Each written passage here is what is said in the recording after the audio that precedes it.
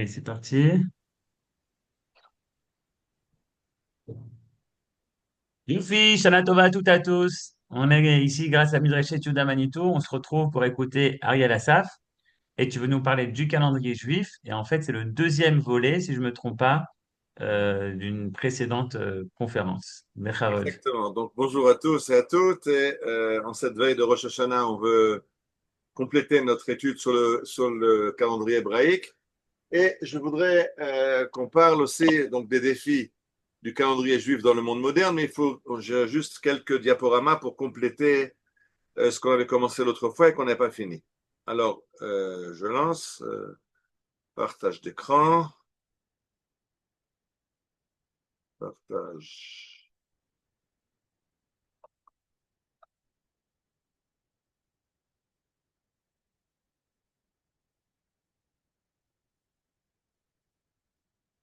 OK. Et c'est parti.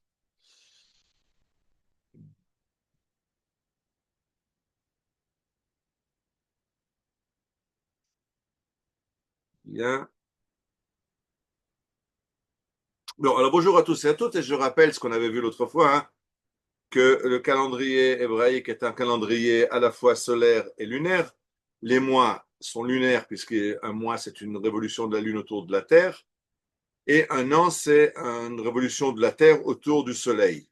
Il n'y a pas d'année, il n'y a pas de concept d'année dans les mois, dans le calendrier lunaire, et il n'y a pas, une année, c'est juste 12 mois, mais ça n'a aucune réalité. Et il n'y a pas de mois dans une année solaire, il s'agit juste de couper l'année en 12 par égale, mais ça ne répond à aucune réalité.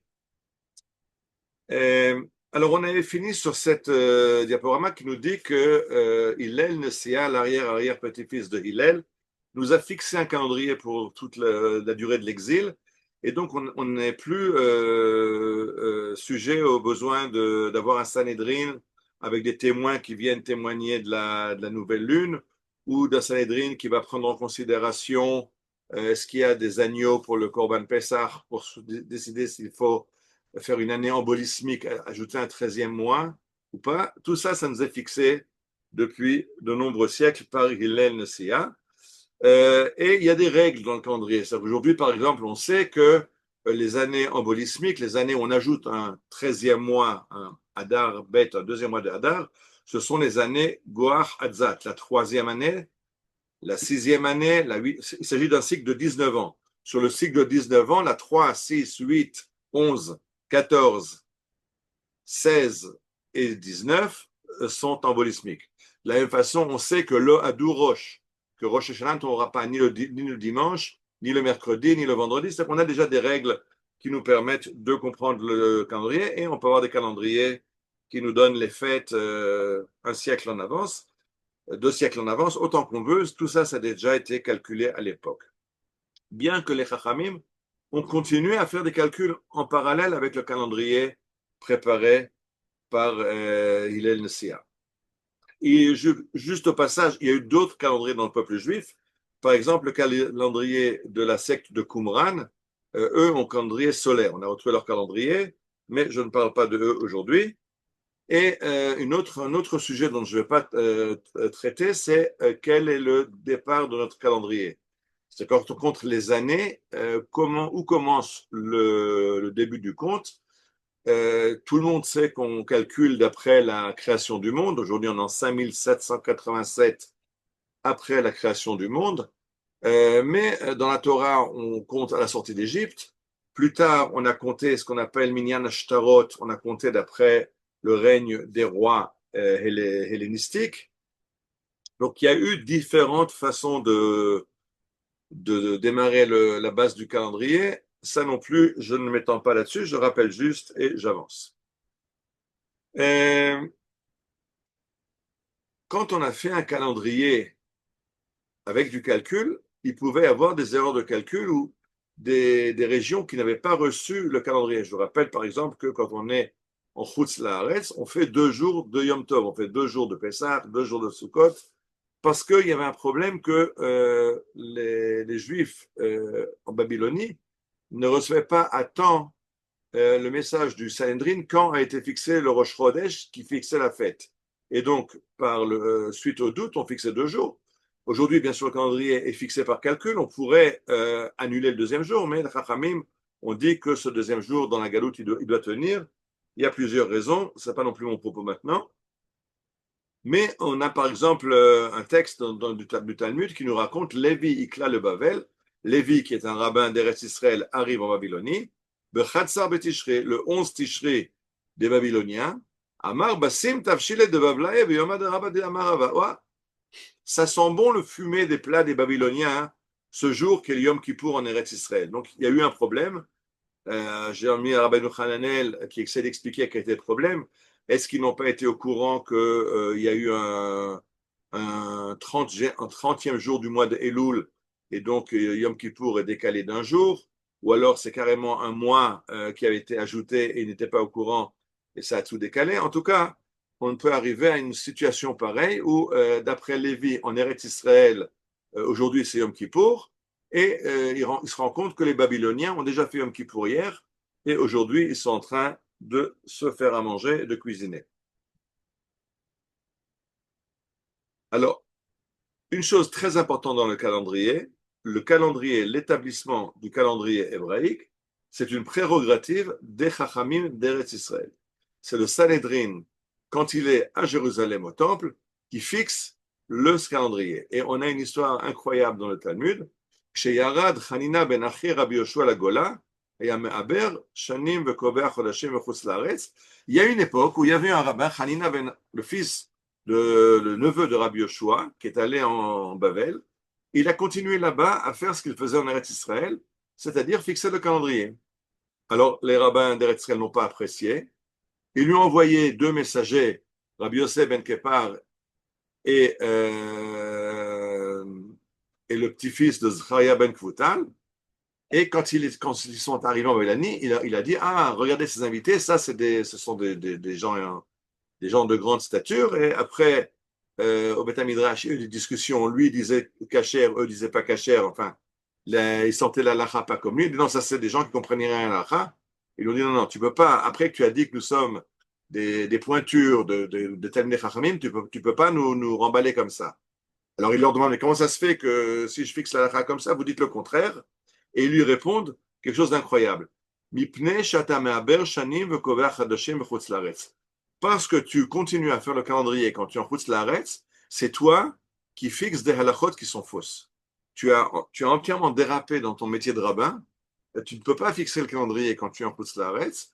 Et si tu continues, ben c'est pour ça que tes pisquets halakha, tes décisions d'halakha sont fausses.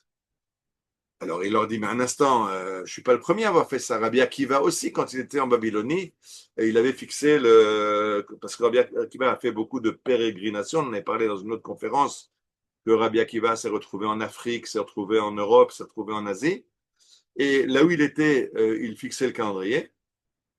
Et les élèves lui répondent, oui, mais Rabbi Akiva, c'était le plus grand. Et donc, quand il n'était pas à Jérusalem, il continuait quand même à fixer le calendrier parce que d'abord, il allait bien sûr rentrer en Israël et que c'était le plus grand rabbin de sa génération. Et Rabbi Hanina, qui n'a pas de fausse modestie, c'est une grande mida des Talmidei Chachamim. Être modeste, ça ne veut pas dire mentir et ne pas reconnaître sa valeur. Et il dit non, mais je sais que je suis le plus grand des Chachamim. C'est pour ça que j'ai continué à faire le calendrier, à fixer le calendrier comme le faisait Rabbi Akiva. Et il lui dit oui, oui, c'est vrai qu'au moment où tu as quitté Eretz Israël, tu étais le plus grand des Chachamim.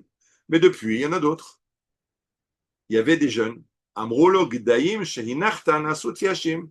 Les jeunes cabris que tu as laissés en Israël sont devenus des béliers. Et eux, ils ont des cornes. C'est-à-dire, eux, ils sont capables maintenant de se battre et de fixer la halakha. Vehem shigrunu etzlecha. Et eux nous ont envoyés en mission vers toi. On n'est pas par hasard arrivé maintenant en Babylonie. On est venu avec une mission très claire, de te dire d'arrêter de fixer le calendrier. Vechach amru lanu. Et c'est ce qu'ils nous ont dit. Le chou ve'imrulo. Allez en Babylonie et dites à Rabbi Hanina, le neveu de Rabbi Yoshua, Bishmenu, en notre nom, qu'il arrête de fixer le calendrier. Im shomea mutav. S'il obtempère, tout va bien. Ve im lav yebenidoui. Sinon, on l'excommunie. Alors ça, c'est la plus grande des punitions qu'on peut donner à un Talmid Chacham. Le mettre en idouille, on ne lui parle plus, on ne le compte pas dans le minyan, il est retranché de la communauté. Ça, c'est quelque chose qu'on fait en dernière extrémité, surtout pour un Talmid Chacham. Ça montre la gravité de ce que les Chachamim d'Eretz Israël ressentent dans le fait qu'il est en train de fixer le calendrier. Et en plus, et dites à nos frères dans la Gola, si vous comprenez, si vous acceptez que c'est nous, le Sanhedrin d'Eretz Israël, qui fixons le calendrier, ça marche. Ve'imlav, si vous refusez de nous obéir, ya'alulahar, montez sur la montagne la plus proche, Achia Yivne Bisber, construisez vos hôtels, Hanania Inagen Bekinor, Hanania qu'il joue de la musique, Vechapru Kulam, et reniez tous le Dieu d'Israël, Ve'yomru En Lem Chelek Belo Israël, et annoncez, nous quittons la religion d'Israël, et nous faisons une nouvelle religion sur les montagnes de Babylone. C'est vraiment très très grave le fait que de fixer le calendrier en dehors d'Israël, en dehors de Jérusalem. Miyad Gaou Kol Ha'am B'Pchia, et alors tous se sont mis à pleurer. V'amrou Chaz V'Shalom, non certainement pas. Yesh Lanu Chelek Belo Israël, nous sommes partie intégrante du peuple d'Israël. Et termine le Talmud. Et pourquoi c'est tellement important que le calendrier soit fixé par les Chachamim d'Eretz Israël? Parce qu'il est dit qu'il Tzion tetze Torah ou Dvar Adonai Yerushalayim. La Torah sort de Tzion, de Jérusalem, pas de Babylonie, pas de New York, pas de Paris. La Torah, elle est à Jérusalem. Et c'est donc les décisions qui concernent l'ensemble du peuple juif, par exemple le calendrier, ne peuvent être prises que par le Sanhedrin en Eretz Israël. Alors, on se rapproche maintenant de notre époque et des défis modernes. Et je voudrais juste rappeler qu'en 921, il y a eu un grand problème. De nouveau, la même chose. Le Gaon à l'époque, ça veut dire le chef de la yeshiva principal. Donc, le Gaon d'Eretz Israël, le chef de la yeshiva, de la Kamidit talmudique en Eretz Israël, le Gaon Rabbi Aaron Ben Meir, il a fixé son calendrier. Il avait fixé que les mois de Cheshvan et de Kislev n'auraient que 29 jours. Suite à ça, Pessah devait tomber le dimanche et Rosh Hashanah devait tomber le mardi. Mais le calcul du Gaon de Bavel, le Rosh Hashiva de Bavel, Rab Saadia Gaon, qui était un géant de la halacha, pour lui, il n'y avait pas ces 2 mois qui étaient avec un jour ajouté. Et donc, Pessah tombait le mardi au lieu d'être le dimanche. Et Rosh Hashanah le jeudi au lieu d'être le mardi. Donc, c'est très grave. Il y avait 2 jours de décalage entre le calendrier fixé par l'exilarque, le chef de la, pas l'exilarque, le Gaon, le chef de la yeshiva de Bavel, Rab Saadia Gaon, et le Gaon de la yeshiva d'Eretz Israël. Et là, ça a été terrible parce qu'il y a eu un schisme dans le peuple juif. Et jusqu'à ce qu'ils se mettent d'accord, il y avait les juifs qui allaient d'après Rab Saadia Gaon, les juifs qui allaient d'après Rabbi Aaron Ben Meir. Et selon la communauté aux étiers, vous avez Yom Kippour le jour A ou le jour B. Et c'est très important parce que ça veut dire que si vous allez d'après le calendrier du Gaon Ben Meir, eh ben, les gens qui vont d'après le calendrier de Saadia Gaon, ils mangent du Chametz à Pessah. C'est Chayav Karet, c'est la chose la plus grave dans le calendrier juif. Vous mangez à Kippour, Chayav Karet. Et encore plus grave que ça, c'est que ça divise le peuple juif en deux courants. Mais finalement, ils ont réussi à faire la paix et après un certain temps, on a réunifié le calendrier. Mais c'est de nouveau important, c'est cette volonté de dire d'où se fixe le calendrier. Est-ce que c'est Rab Saadia Gaon qui est le plus grand des sommités rabbiniques d'Israël, ou est-ce que c'est le Gaon Ben Meir qui est peut-être moins important, ou moins grand en Torah que Rab Saadia Gaon, mais qui est le Gaon de la yeshiva d'Eretz Israël où on fixe le calendrier. Voilà, alors ça c'était l'histoire. Là j'ai fini mon historique du calendrier, j'ai expliqué les rouages du calendrier, j'ai expliqué comment on a fixé, Hillel Messiaen a fixé le calendrier, mais on a continué à faire des calculs en prenant son calendrier comme base, mais les Rachamim ont continué à faire des calculs, on a vu qu'au Xe siècle, il y a eu un schisme sur ce sujet-là. Et maintenant, j'arrive à quelque chose qui n'avait pas une grande importance dans les temps anciens, où chacun vit sa vie dans son village. On fait des fois un voyage à Jérusalem, on monte en pèlerinage. On fait des fois, si on est marchand, alors on va aller sur la route de la soie ou la route des épices, faire du commerce. Mais en gros, on ne fait pas des distances faramineuses, et même si on les fait très lentement. On va à dos de chameau, on va à dos d'âne, on va à cheval. Euh, on n'a pas le problème qu'on a aujourd'hui, qui est le décalage, le jet lag qu'on connaît tous quand on prend l'avion. On prend l'avion à Jérusalem et on descend de l'avion à New York et il y a un décalage horaire de 7 heures entre Jérusalem et New York et on peut partir, si l'avion, imaginons un avion très très rapide, on peut partir Shabbat, non ça c'est dans l'autre sens, de New York à Jérusalem, on peut partir, on peut partir vendredi et arriver Shabbat. Alors qu'est-ce qu'on fait? Le jour a changé pendant le vol. Alors, c'est de ça que je veux parler maintenant. Vous comprenez, tout le monde sait qu'il y a une ligne du changement de date qui se trouve dans l'océan Pacifique. On va définir comment elle a été fixée et de quoi il s'agit. Le grand problème, c'est d'abord qu'est-ce que la ligne de changement de date, et deuxième chose, c'est comment fixer la ligne de changement de date d'après la halakha, et après, c'est les implications halachiques de cette ligne de changement de date. Alors, on va commencer d'abord pour expliquer le fait qu'il y a un changement de date. C'est-à-dire que la Terre étant ronde, alors si je quitte Jérusalem et que je vais vers l'Est, j'arrive à Damas, en fait, la journée est un peu plus courte parce que en allant vers l'Est, j'ai perdu 1 heure de ma journée. Bon, je vais faire le contraire puisque la France, on connaît mieux. Si je vais en France, j'ai quitté Jérusalem, et j'arrive à Paris, il y a un décalage horaire de 2 heures, et donc la nuit sera beaucoup plus tard puisque je suis parti quand il faisait nuit à Jérusalem à 7 heures du soir, et j'arrive en imaginant que je suis au sud de la France, pour être plus proche de l'équateur, plus proche d'Eretz Israël, sans jouer le décalage vers le nord, vers le sud. Si je vais à l'ouest, le Shabbat, pardon, je vais faire ça plus simple. Quand le soleil se couche à Jérusalem, il fait encore grand jour à Paris. Donc, quand j'arrive à Paris, j'ai gagné 2 heures, ma journée est plus longue, puisque j'ai quitté au moment du coucher de soleil. Si j'arrive 2 heures plus tard, j'ai un avion très rapide, j'ai fait le vol en Concorde en 2 heures, j'arrive au coucher de soleil à Paris, j'ai gagné 2 heures de la journée. Ma journée, au lieu de durer 24 heures, depuis la veille au soir, au coucher de soleil, avant que je parte, jusqu'au coucher de soleil, au moment où je sors de l'avion, ils sont passés 26 heures. Ma journée a été plus longue. Alors, c'est un thème qui a toujours intrigué les gens. Je pense que la plupart d'entre nous, on a lu dans le temps Le Tour du monde en 80 jours de Jules Verne. Et c'est exactement l'histoire de ce Tour du monde. Parce que ce qui se passe, c'est que Phileas Fogg fait le pari de faire le Tour du monde en 80 jours.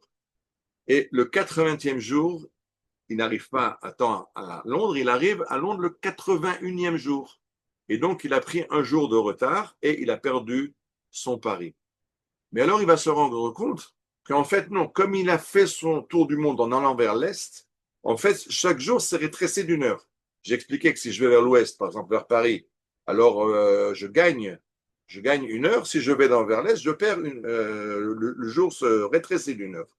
Et donc, il s'est rétréci d'1 heure, et encore 1 heure, et encore 1 heure, et en faisant tout le tour du monde, il a rétréci son jour de 24 heures. Donc, en fait, c'était lui, pour lui, c'était le 81e jour de journée de moins de 24 heures. Mais pour les gens restés à Londres, c'était le 80e jour de 24 heures. Et donc, il était dans les temps de son pari. On va se le rappeler brièvement. Au moins, ma montre refonctionne correctement. Comment cela? Elle n'était pas cassée, que je sache. Vous savez bien, elle n'arrêtait pas de retarder, de retarder. Bien que vous avez essayé de m'expliquer, je n'y ai rien compris. Mais qu'importe, puisque maintenant elle remarche parfaitement. Il est exactement midi. Passepartout, vous êtes un idiot. Merci, monsieur. Mais un idiot génial, je dois dire. Oh, Phileas, mais où voulez-vous en venir? Vite, nous n'avons que quelques minutes. Messieurs, il ne reste que 11 minutes. Je pense que nous pouvons estimer avoir gagné. Ne soyez pas trop pressé, Stuart. Fogg n'est pas un type ordinaire. Plus vite, cocher! Pardonnez-moi, mais je ne comprends pas.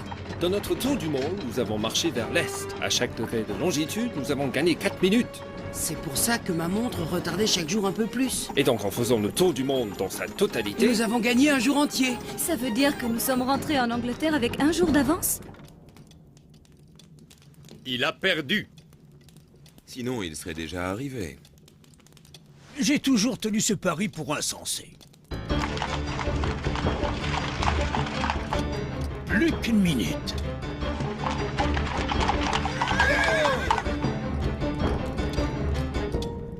Nous y sommes. L'argent est à nous. Oh, Fogg. Messieurs, me voici. Paris gagné. C'est incroyable.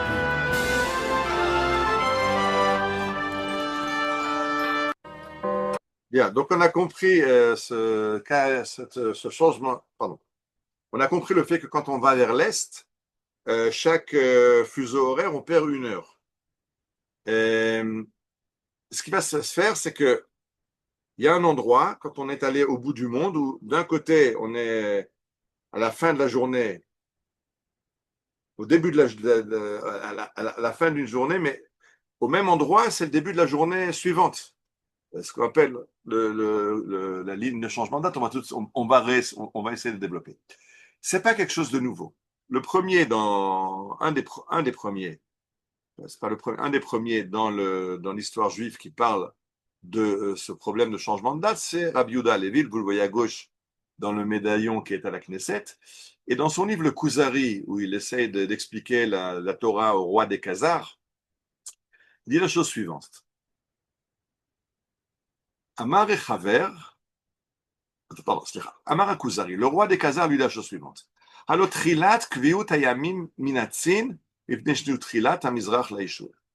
roi des Khazars dit le début du calcul des jours, c'est en Chine. Parce que Chine, c'est à l'extrême orient. Après, il n'y a plus rien. Après, c'est l'océan, après la Chine, et après, c'est le dessous du monde. Je rappelle que le monde est une boule, alors nous, on est sur le dessus de la boule, et il y a un dessous de la boule qu'ils ne connaissent pas, où il y a l'Amérique, où il y a l'Australie, mais ça, ils ne connaissent pas. Eux, ils connaissent la Terre, et si on va à l'est, on arrive jusqu'à la Chine. Là-bas, c'est là-bas que finissent les terres habitées, et donc c'est là-bas que commence le calcul du temps. Amar et Chaber, non. Le Chaber lui dit, c'est pas comme ça que ça marche. Le Shabbat, le premier Shabbat, c'était quand on a reçu l'ordre de faire le Shabbat, c'est quand on a reçu la manne dans le désert du Sinaï, où Dieu nous a dit, attention, demain, prenez la manne aujourd'hui, parce que demain, il n'y aura pas la manne, ce sera Shabbat. C'est un petit peu, c'est 3 semaines avant le don de la Torah, on commence à respecter le Shabbat. Donc, nous dit Rabbi Yehuda Halevi, le Shabbat se calcule en fonction du Sinaï, entre le Sinaï et Eretz Israël. C'est ça, c'est là la base du calcul du temps. Ve'en ha-Shabbat nichnas, ela al mi sheba elav ha-shemesh achar Sinaï madriga d'achirit ma'arav. Donc, avant, c'est vrai qu'il y avait déjà le jour, le soleil s'est déjà couché. Quand le soleil va se coucher dans le Sinaï ou en Eretz Israël et qu'il va commencer le Shabbat, c'est déjà la nuit en Chine. Donc il y a eu la Chine elle nous précède, mais il n'y a pas encore eu l'ordre du Shabbat. Donc le Shabbat a commencé en Eretz Israël dans le Sinaï, et à partir de là, vers l'ouest, ça va devenir le Shabbat. והתחיל אדם לקרוא שם לימים, וכל אשר נושבה הארץ ורבו בני אדם היו סופרים ימים כאשר עשד אותם אדם, ועל כן לא יחלקו בני אדם בשבעה ימי השבוע. C'est pour ça que toute l'humanité est d'accord que c'est partout le dimanche c'est le dimanche, le Shabbat c'est le Shabbat. On avait parlé il y a 2 semaines que Sabbato en Russie ou les Italiens, ils ont le même Shabbat, ils appellent ce 7e jour le Shabbat, parce que ça, les hommes sont d'accord. Adam Arishon, le premier homme, a été créé vendredi, et a commencé le Shabbat, et toute l'humanité compte dans le même cycle de 7, et donc le Shabbat, c'est une donnée universelle. Tout le monde a ce même jour de Shabbat. Mais dit Rabbi Yehuda Halevi, je l'ai mis en rouge, ve'en lehimalet mimakom ishtatef, on est obligé de comprendre, comme il y a une boule, qu'il y a un endroit qui est l'extrême est et l'extrême ouest. Et si je fais je fais le tour de la Terre vers l'est, et je fais le tour de la Terre vers l'ouest, ben, je vais arriver à un certain endroit qu'il faut définir, mais qui est l'endroit où se rencontrent l'extrême est et l'extrême ouest. Et alors, je peux, en sautant juste de l'autre côté, passer un jour, changer de jour, puisque j'étais au début, je suis disons à minuit du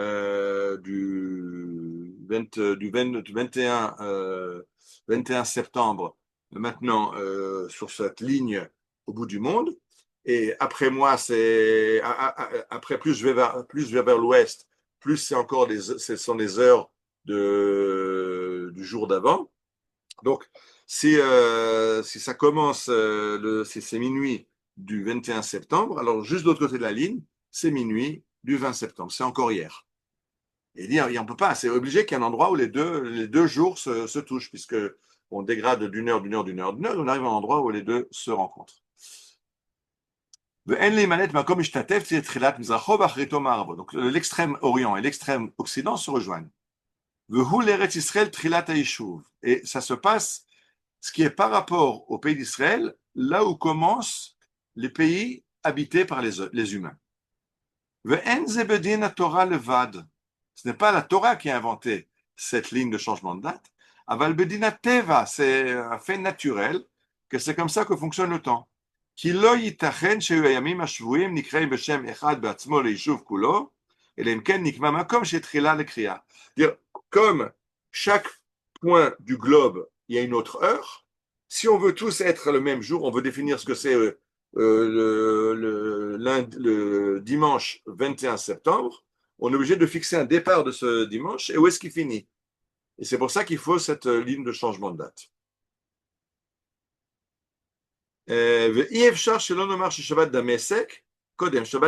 C'est évident que le Shabbat à Damas, il précède le Shabbat de Jérusalem, puisque on a dit que le commencement de la journée, il est au début des terres habitées, donc c'est à la Chine. De la Chine, on va vers l'ouest. Donc, le premier endroit à faire Shabbat, par rapport à Jérusalem, Damas fera Shabbat avant Jérusalem, et Pékin fera Shabbat avant Damas. Et Paris fera Shabbat après Jérusalem.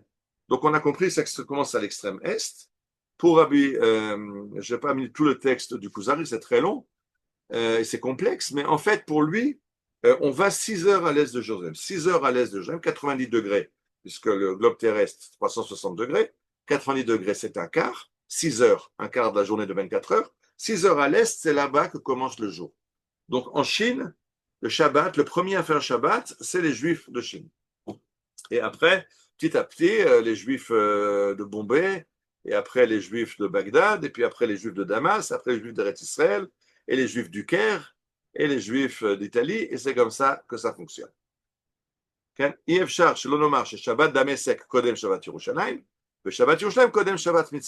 Shabbat est à Damas, en Syrie, après Jérusalem, après ce sera en Égypte, et ça tourne jusqu'à ce que on revienne à la Chine et on soit un nouveau jour, on sera dimanche.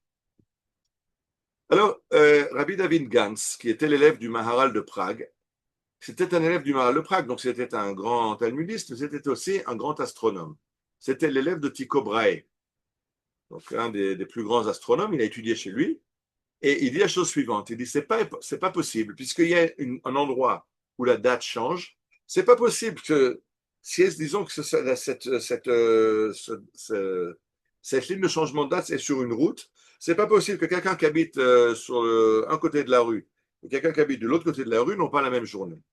Donc on est obligé de fixer le changement de date quelque part où il n'y a personne qui habite. Autrement, ça serait insupportable. Quoi, tu changes de côté de la rue, tu changes de jour, c'est pas vivable. Donc, il dit Gam yado ateda lecha hakore, sache, cher lecteur de mon livre Nechmad Venaim, she'itzati elu hasheelot vamevuchot lifnei gdolim uflagim trida. J'ai demandé à des grandes sommitaires rabbiniques de m'expliquer où est-ce qu'on fait cette ligne de changement de date. Anashim chachamim unvonim, des gens très intelligents, chadoudé asechel, un cerveau bien aiguisé, asher en cheker litvunatam, ou leachar shemiku bishelot anal, et après qu'ils aient réfléchi à la question pendant plusieurs jours, Nasu venatnuin. Imi, on a discuté ensemble. Hodou velobosho, ils ont reconnu. Chez MBFM Ma'anin Nachona, ils ne savent pas comment fixer le début du jour, la date de changement de date d'un point de vue de la halakha. Il faut comprendre qu'à l'époque, c'est entièrement théorique. Il n'y a pas de juif qui traverse la ligne de changement de date.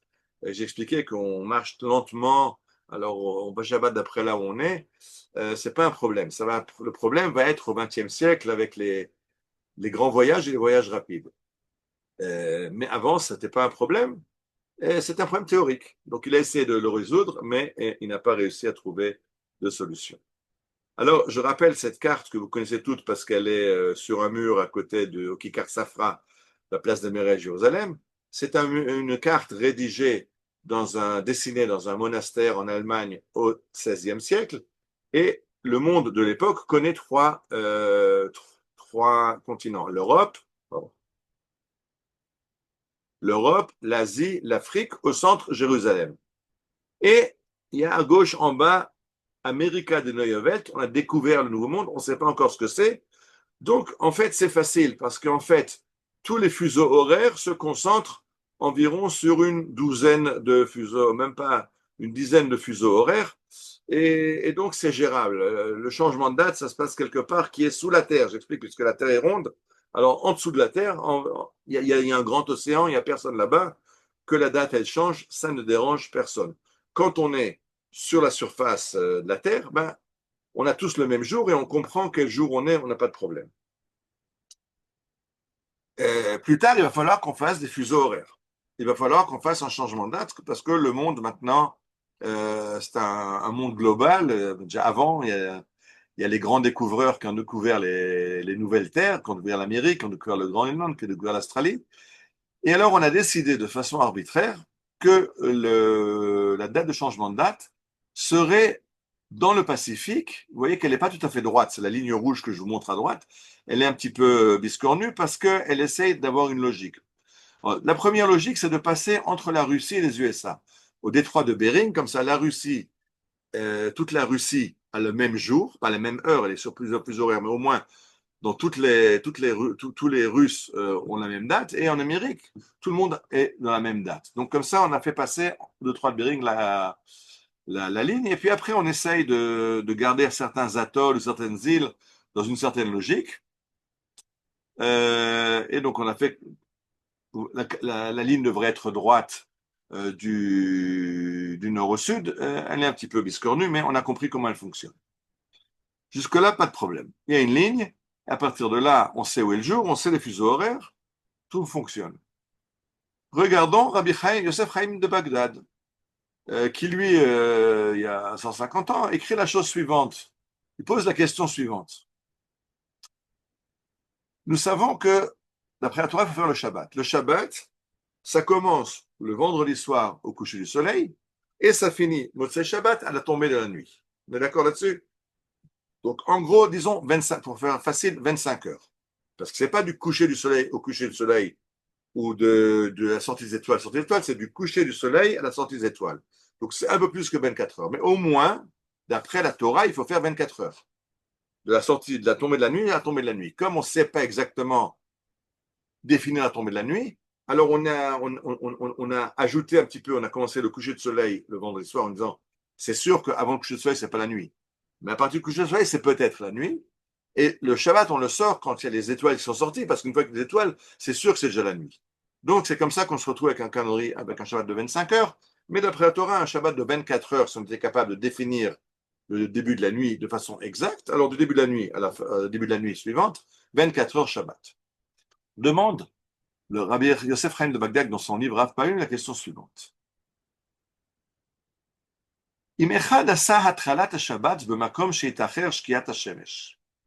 Si quelqu'un commence le Shabbat à un endroit où le coucher du soleil est relativement tard,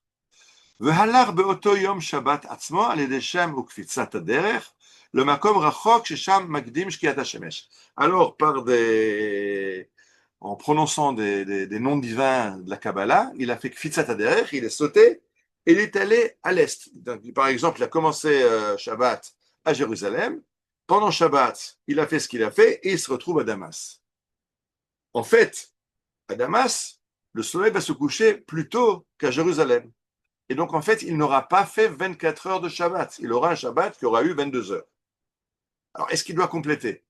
Est-ce que Shabbat, c'est de la nuit à la nuit? Ou est-ce que Shabbat, c'est de la nuit à la nuit, mais 24 heures? Est-ce qu'il y a une importance à la longueur de la journée et qu'il faut faire 24 heures de Shabbat? Et donc, si je suis allé vers l'Est, eh bien, il faut, même que la nuit est tombée, je continue encore Shabbat jusqu'à avoir complété mes 24 heures. Alors il va discuter, arriver à la conclusion que le problème n'est pas un problème de longueur du Shabbat, mais c'est le Shabbat. Donc, quand je suis Shabbat à Jérusalem, je fais Shabbat. Quand je suis à Damas, je fais Shabbat. Quand les gens de Damas disent Shabbat est fini, ben j'ai fini mon Shabbat. C'est-à-dire que je vais d'après le Shabbat des gens là où je suis et pas d'après 24 heures à partir de là où j'ai commencé. On verra dans quoi c'est important dans un cas de figure très problématique. Et aujourd'hui, c'est Ad Maasim B'Kol Yom Shenosim Al Sfina Mimara Ba'olam LeMizrach Nechsach Me'ayom B'Kol Yom. Quand on va sur des bateaux aujourd'hui, c'est classique, on va de l'ouest en est. Alors chaque jour, le jour rétrécit un petit peu. ונמצא למשל אם שקידש היום בערב שבת היה בשעה 5, אז היה מוצא שבת בערב שעה 4. אז il a commencé Shabbat à 5 heures, il finit le Shabbat à 4. Je rappelle qu'on on prenait le bateau dans le temps. Un bateau, on était Shabbat sur le bateau. Le bateau, pendant Shabbat, il continue à avancer. Donc, c'était ça le problème qui a été posé. C'est les gens qui sont sur ce bateau, ils vont faire un Shabbat, en fait, qui n'a pas 24 heures. Ce qu'explique celui qui explique là, Rabbi David Shapira dans le Shud Netzion. On n'est pas obligé de prendre la question d'un kabbaliste en disant qu'il a fait de la magie pour aller à Damas. Prends l'exemple de quelqu'un qui est sur un bateau, pas de magie, qui a fait un Kriyat Shem pour faire un Kriyat Haderech. On peut, quelqu'un sur un bateau, raccourcir le Shabbat, c'est un cas de figure, ça risque d'arriver. Il ira plus loin, ça peut aussi arriver quelqu'un qui descend vers le sud. Plus on se rapproche des pôles, plus la journée s'allonge. Plus on va vers l'équateur, plus la journée se rétrécit. Donc on a aussi ce problème du Shabbat. Oui, parce que Shabbat à Paris en été, c'est... Pardon, j'ai rien dit, je disais des bêtises. Effacez ce que je viens de ne pas dire. Continuons avec Rabbi Yosef Chaim de Bagdad, qui dit la chose suivante. Imken, בחוץ לארץ הרחוקים מאוד, שיש ביניהם לבין ארץ ישראל 6 שעות. Prenons un endroit sur le globe qui est à 6 fuseaux d'horaire de Jérusalem. או י' ב' שעות, ou à 12 fuseaux horaires de Jérusalem. הרי אלו לא יש בשבת שלהם סדר עליית עולמות וייחוד עליון. Alors là, la question, c'est une question kabbalistique. Puisqu'on sait que Shabbat, l'atmosphère du Shabbat est spéciale. Shabbat Malketa, Shabbat Menucha. Shabbat, on a une nommé Shabbat. Mais il dit, mais le Shabbat, c'est fixé d'après Eretz Israël. On a dit, Akadosh Baruch Hu a dit dans le Sinaï, maintenant vous faites Shabbat. Donc le Shabbat, c'est Eretz Israël. Donc quand on est en Israël, on a 24 heures, on est pleinement dans un Shabbat de spiritualité, de Shabbat Menucha. Mais quand on est éloigné de Jérusalem, alors en fait, on n'aura pas un Shabbat de 24 heures parce que le Shabbat descend dans le monde d'après Jérusalem. Donc, c'est Shabbat. Bon, on va faire les halachot du Shabbat pendant de la nuit à la nuit. On va faire 24 heures de Shabbat. Disons que je suis à Paris. Je vais faire 24 heures de Shabbat. Mais en fait, il me manque un certain temps où c'est déjà plus. Une fois que le Shabbat est fini à Jérusalem, je continue à ne pas allumer du feu, à ne pas faire les interdits de Shabbat, mais je n'ai plus la plénitude du Shabbat. Parce que le Shabbat, dans le monde, il est reparti, c'est fini. Bon, ça, c'est déjà une question pour les kabbalistes. Voilà, donc il faut être à Jérusalem parce que seulement à Jérusalem ou seulement en Eretz Israël, vous avez 24 heures qui sont pleinement Shabbat. Quand vous n'êtes plus à Jérusalem, quand vous changez de fuseau horaire, ben, une partie de votre Shabbat, vous faites les halachot, mais vous n'êtes pas dans le Shabbat. Continuons. Alors là, ce que vous voyez maintenant, ce trait sur la carte, il nous amène de la Lituanie au Japon. Et on arrive à la Shoah. Pendant la Shoah, les Juifs de Pologne, quand la Pologne est envahie en septembre 39, j'ai vu Shlomo Balzan parmi nous, j'espère que je ne dis pas de bêtises.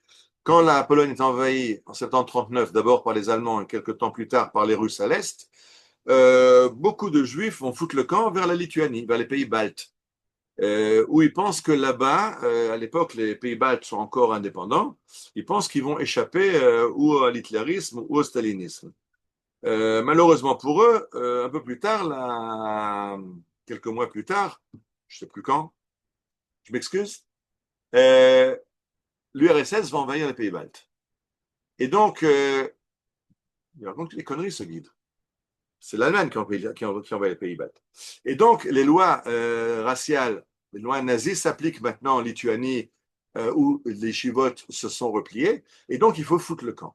Alors, il y a un jeune homme, il n'est pas l'âge qu'il a sur la photo ici, Zerach Haftik, qui va essayer de convaincre, de trouver une solution.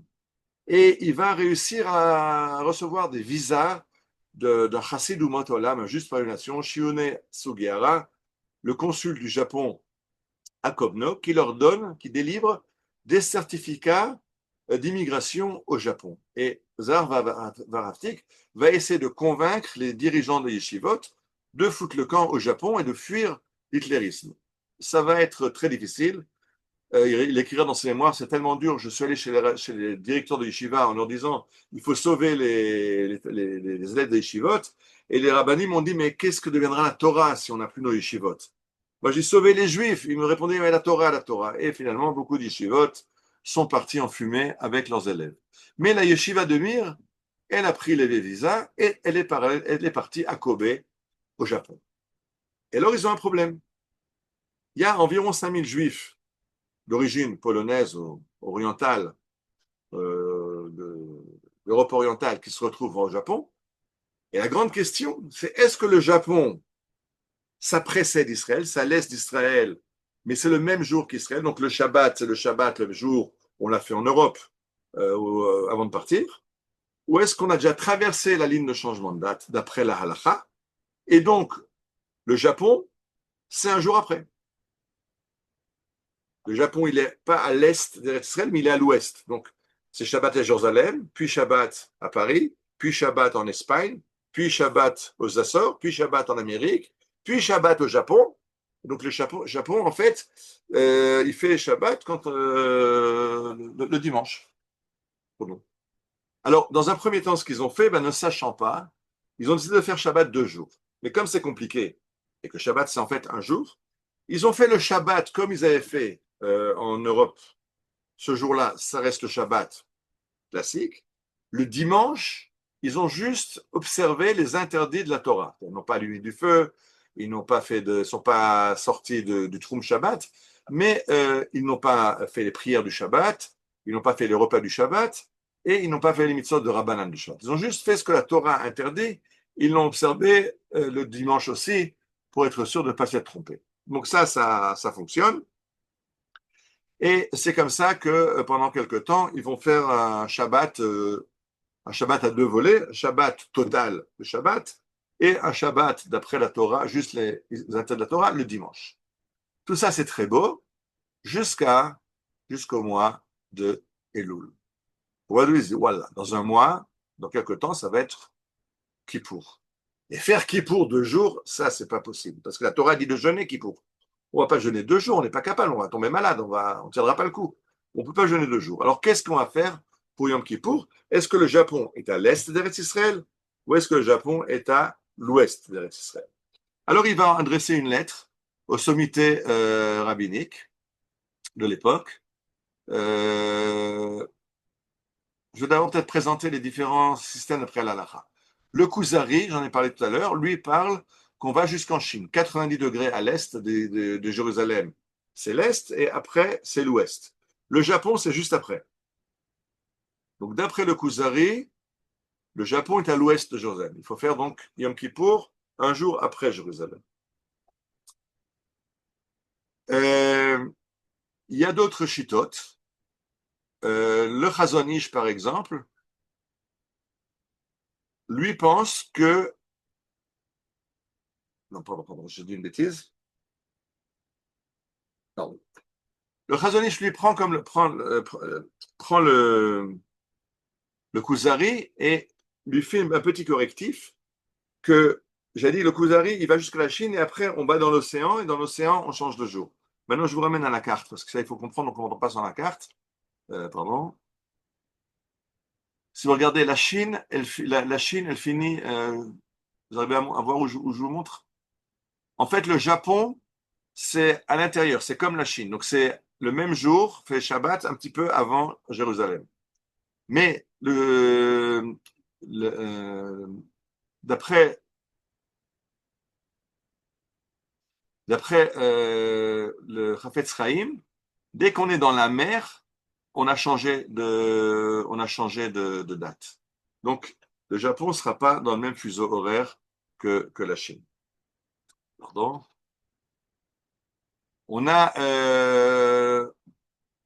je veux juste amener encore une chita, la chita du Kabenoui. Beaucoup de décisionnaires de la halakha aujourd'hui disent que on se casse pas la tête. La halakha n'a pas parlé, c'était pas applicable à l'époque. Aujourd'hui, il y a une ligne de changement de date et elle est logique. Elle prend toutes les terres habitées à l'est de Jérusalem, avant Jérusalem, et tout ce qui est après à l'ouest, c'est logique. Et on prend cette ligne comme étant la ligne de référence de la halakha. Donc, on ne se casse pas la tête. Là où vous arrivez, quand vous êtes en voyage, vous ne vous cassez pas la tête, vous arrivez à l'aéroport, vous regardez à l'aéroport la date de votre arrivée. Si c'est Shabbat, c'est Shabbat. C'est pas Shabbat, c'est pas Shabbat. Vous faites d'après l'endroit où vous êtes. Et ça, c'est ce que fixe la halakha. Toujours est-il qu'ils envoient donc une lettre.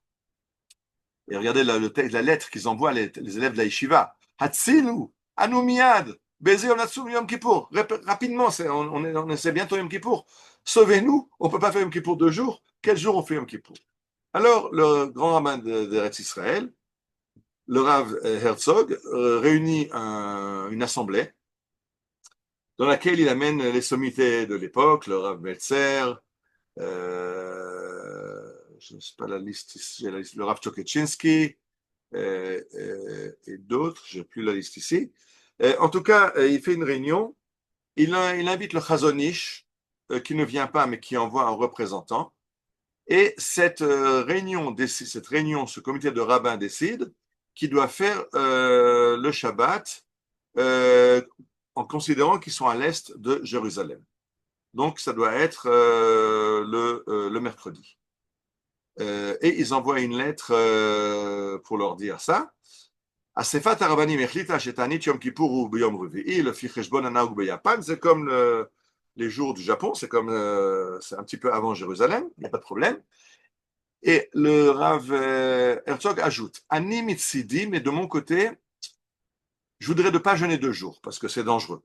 Mais le deuxième jour, manger comme quelqu'un de malade, manger en petite quantité, par petite dose, c'est quand même c'est grave le Yom Kippour. Alors manger, mais manger au minimum comme ce qu'on permet pour les malades. Mais avant même que cette lettre soit partie, que le comité ait décidé de sa réponse, le Chazon Ish a déjà envoyé un message, envoyé un télégramme au Japon. Et on dit Achim Yekarim, Ichlou Beyom Revi'i, faites Yom Kippour, mangez le mercredi, Vetsumu Beyom Chamishi, et faites le Kippour le jeudi, et puis il n'y a pas de problème. Donc maintenant, c'est le pire qui pouvait arriver, parce qu'ils ont le Rav Herzog qui leur dit Yom Kippour mercredi et jeudi Misafek, le Chazon Ish qui leur dit c'est le jeudi, le mercredi, rien, c'est pas important. Le Rav Soloveitchik qui pense comme le Chazon Ish, mais qui dit on va pas commencer à faire à le publier parce que si on commence à faire ça, il risque d'être dans le doute les Juifs au Japon, puisqu'ils auront 2 réponses, et alors ils vont jeûner 2 jours, et ça c'est dangereux. Alors je pense comme le Chazon Ish, mais je préfère me taire et qu'ils reçoivent la lettre du grand man d'Israël. Et finalement, il s'est passé ce qui s'est passé. C'est qu'il y a eu ceux qui ont fait comme le Rav Isaac Levi Herzog, il y a ceux qui ont fait comme le Chazon Ish, et quelques-uns qui, de peur de se tromper, ont fait comme les deux. Tout ce qu'il ne fallait pas est arrivé parce qu'il y a eu le Chazon Ish qui a envoyé cette lettre avant que ne parte la lettre du comité des rabbins, où d'ailleurs il a été représenté. Il a envoyé le Rav Finkel pour le représenter, mais il n'était pas d'accord et il a décidé de jouer son propre jeu. Le Rav David Shapira, qui est écrit Shud Netzion, c'est des jeux beaucoup sur le calendrier, sur beaucoup de choses, mais surtout beaucoup de choses qui ont rapport avec le calendrier, nous a fait cette date du changement de date, la ligne de changement de date d'après la halakha. Et vous voyez qu'en pointillé, vous avez la ligne qui est la ligne officielle, la ligne internationale du changement de date. En complet, vous avez la ligne d'après la halakha, d'après le Rav Shapira, vous voyez que c'est à peu près la même chose. En tout cas, ça ne traverse peut-être que quelques îlots, ça n'a aucune influence. Si vous faites des voyages autour du monde, vous pouvez vous baser sur la ligne internationale. Donc là, vous arrivez, vous demandez quand c'est Shabbat et tout va bien. Je voudrais passer à d'autres problèmes du calendrier dans le monde moderne. Un problème très grave, c'est le problème du Shabbat Internet. Alors, je vous expliquais tout à l'heure que d'après le Ben Ishraï, il y avait un problème. Quand vous n'êtes pas à Jérusalem, vous avez en fait un petit Shabbat, puisque Shabbat descend dans le monde 24 heures à Jérusalem. Et dans les côtés, on en a moins. Maintenant, qu'est-ce qui se passe si vous avez un magasin en ligne, un magasin web? Quand c'est que si vous êtes chômeur Shabbat, vous fermez vos magasins Shabbat, maintenant vous avez un magasin en ligne, quand c'est qu'il faut le fermer? Alors, c'est évident que le jour du Shabbat, c'est Shabbat, il faut fermer ce magasin web, il faut mettre fermé pour cause de Shabbat et vous le rouvrez dimanche. Mais qu'est-ce qui se passe si votre acheteur en ligne, il est à New York? Pour lui, c'est pas Shabbat. Quel est le problème qu'il achète dans votre magasin Internet? Ou le contraire? Est-ce que je peux ouvrir mon magasin Internet Shabbat dimanche quand ce n'est pas Shabbat chez moi, alors que c'est Shabbat à New York, et qu'un juif de New York risque d'être Mechalel Shabbat et qu'il achète dans mon site internet, dans mon site web, quand pour moi ce n'est plus Shabbat, mais pour lui c'est Shabbat. Alors de nouveau, il y a beaucoup de discussions rabbiniques à ce sujet-là. Comment définir le Shabbat dans le monde cybernétique? Et les arguments de base sont que le Shabbat du magasin, c'est le Shabbat du vendeur. Donc on va d'après le vendeur, pas d'après l'acheteur. Une autre question qui était posée, un instant, moi je suis à Jérusalem, mais mon serveur, il est aux îles Caïmans, et mon acheteur, il est à Singapour. On va d'après le Shabbat du vendeur, le Shabbat de l'acheteur ou le Shabbat là où est le serveur Internet qui fait la transaction.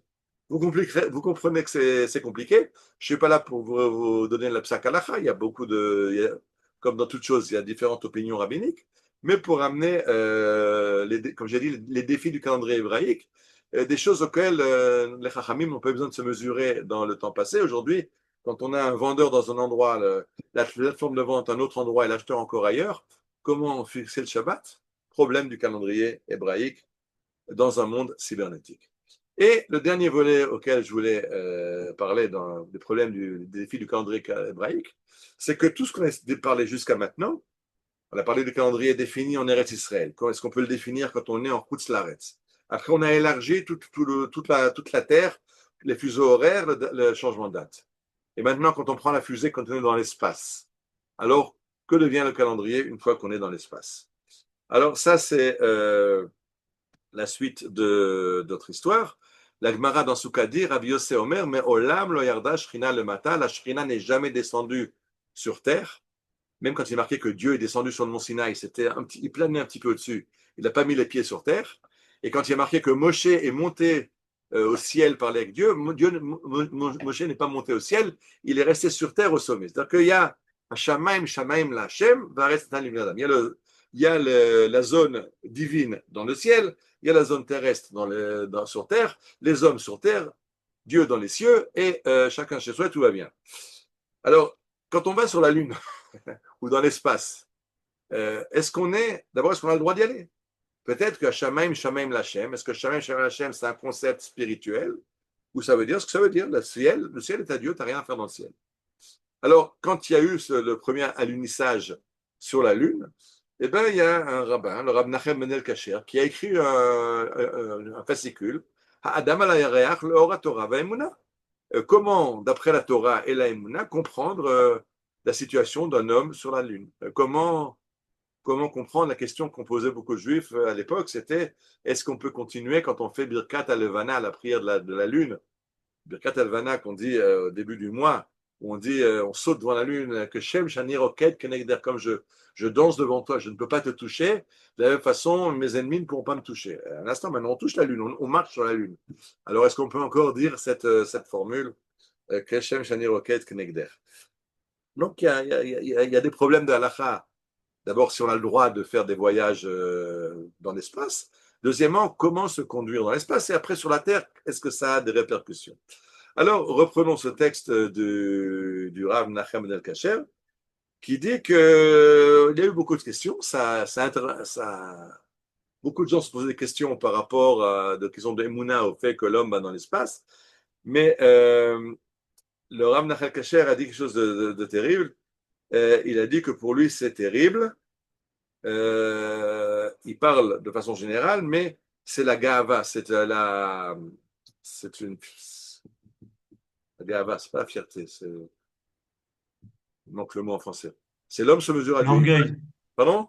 L'orgueil, de merci. l'orgueil. C'est l'orgueil de l'homme. Il voit dans cette montée dans l'espace une réédition de la tour de Babel. La tour de Babel, quand les hommes ont construit une tour pour aller aux cieux et faire la guerre avec Dieu, il dit maintenant, l'homme a fait des fusées pour monter se mesurer à Dieu. C'est du même ordre que la tour de Babel, de la même façon que Dieu a réglé leurs problèmes aux gens de la tour de Babel. Il risque de régler. C'est pas bon. C'est de l'orgueil humain, il ne faut pas. J'ai trouvé sur un site Internet quelqu'un qui demande une question. D'après le verset Hashamaim, Shamaim Hashem, est-ce qu'il y aurait une interdiction de voler dans l'espace? Alors le rabbin qui lui répond, non, on a le droit, En Isur la tous la c'est pas interdit. C'est le Shamaim, c'est pas un concept dans le ciel, c'est un concept spirituel. Dieu n'est pas matériel, il n'est pas dans le ciel. Il est partout, il est sur terre aussi, il est Kol Makom. Donc c'est pas un problème, on peut être dans l'espace. Mais ce qui est intéressant, regardez la remarque qu'il lui fait à la fin. J'espère que tu ne me poses pas cette question à cause de la catastrophe de l'explosion de la fusée Columbia. Vous vous rappelez qu'on avait un astronaute israélien, Ilan Ramon, qui était en mission dans la navette Columbia qui explosait en vol.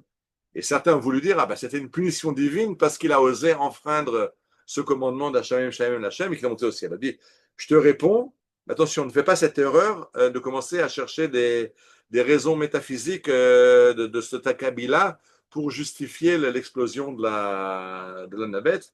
C'est pas de ça. Nous, on n'est pas là pour gérer le monde à la place de Dieu. Tu m'as demandé si on peut aller au ciel, on peut faire des voyages dans l'espace, c'est permis. Quand on a lancé la fusée Bereshit, qui est allée jusqu'à la Lune, jusqu'à 30 km de la Lune, après elle s'est écrasée, il y a d'ailleurs un rabbin, le Rav Gidon Binyamin, qui a écrit une Tfilat Haderech pour cette fusée.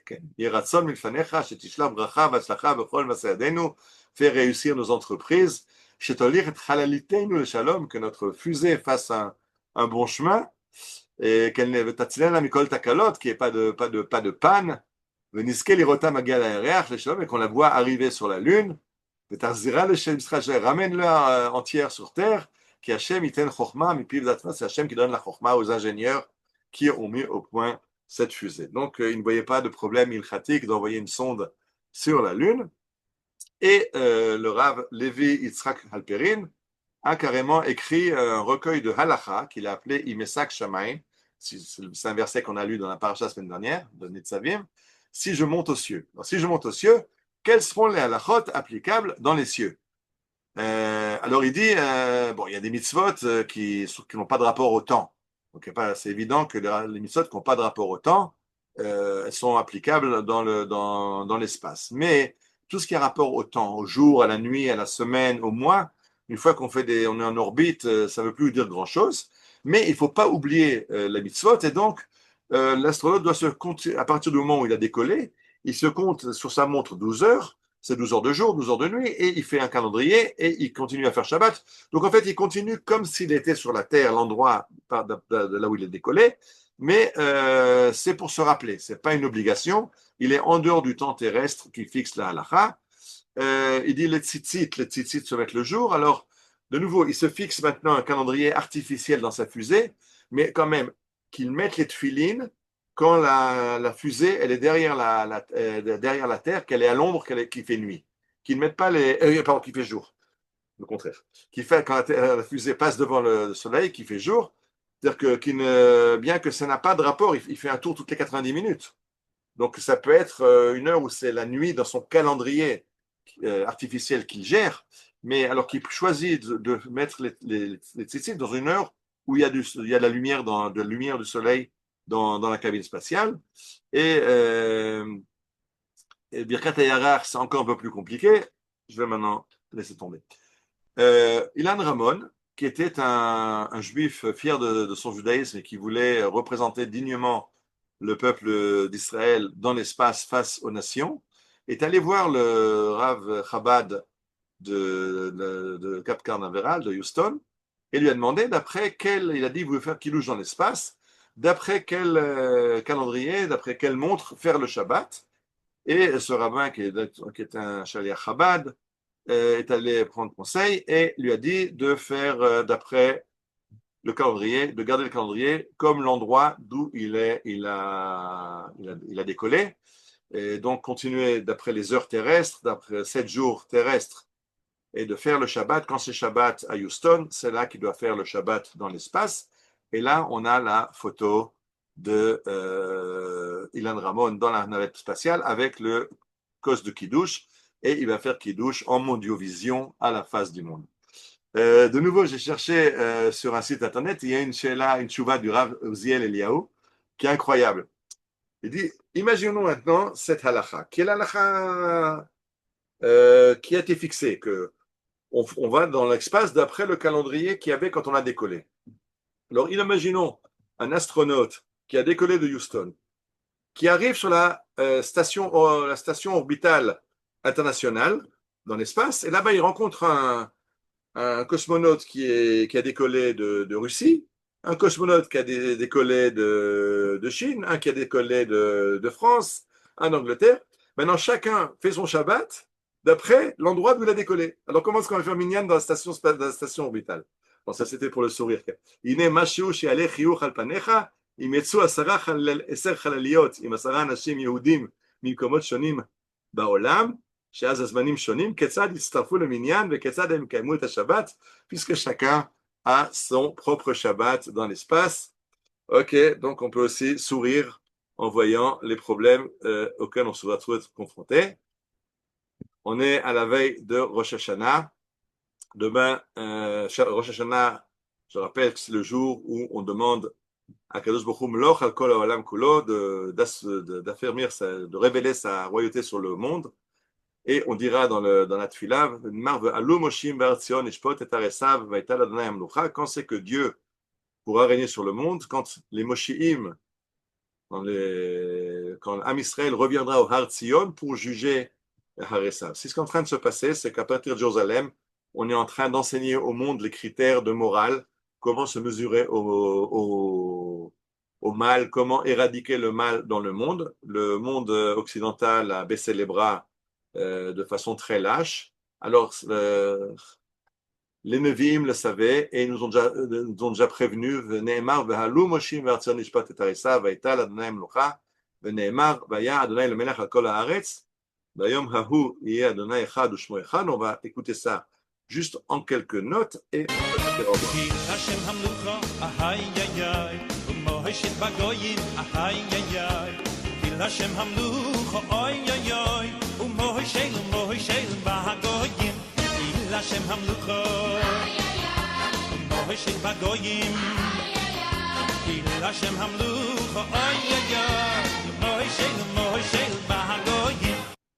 J'ai voulu finir par ça. Vous savez que depuis la guerre, je finis en général mes conférences en priant pour le shalom des Chayalim et pour la victoire.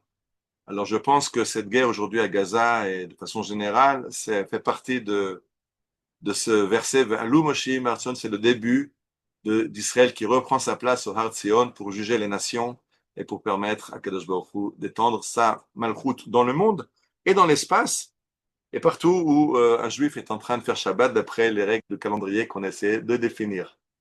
Voilà. Shana Tova, Ktiva V'Chatima Tova. Toda Rabba. Merci beaucoup, Ariel. C'était Merci passionnant. beaucoup. Shana Tova. Passionnant. J'espère que ce n'est pas trop compliqué. Non, non, c'était bien. Bien expliqué. J'ai vu que j'ai un petit peu de mal moi-même. Non, non, très bien expliqué. En général, quand on fait un cours sur la ligne du changement de date, alors c'est un cours d'1 heure et demie rien que pour expliquer comment ça fonctionne et comment les alinéas... Non, non, vous avez tenu le rythme, ça a été. C'était très bien. Merci beaucoup, Ariel. Shana Tova. Shana Tova. Shana Tova. À l'année prochaine. Shana Tova. Toda Rabba Yohan. Shana Tova. Toda Yohan. Shana Tova. Tova.